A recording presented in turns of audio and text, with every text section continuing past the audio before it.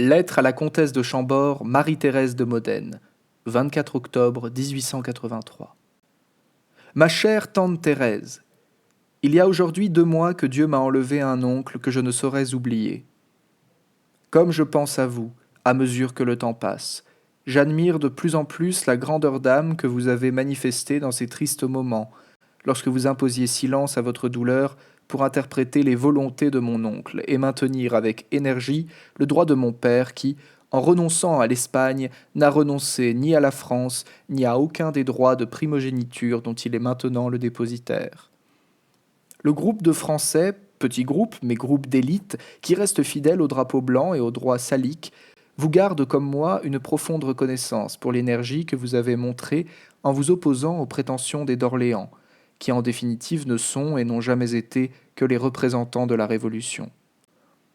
Ils ont bien démontré leur perfidie en essayant de convertir le pardon chrétien que mon oncle Henri V leur a si généreusement accordé en une reconnaissance de droits qui n'ont jamais existé, et que par conséquent mon oncle ne reconnaissait pas lorsqu'il leur concédait la place qui leur revient dans la famille, c'est-à-dire la dernière.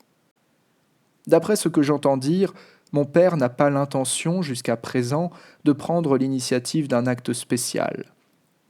Il estime que, pour affirmer son droit, il lui suffit d'avoir accepté la consécration que vous-même lui avez ménagée, en lui donnant la présidence des funérailles et en exigeant, comme si c'était juste et naturel, qu'il passât avant tous les autres princes, ce qui fut suffisant pour éliminer du cortège funèbre les d'Orléans.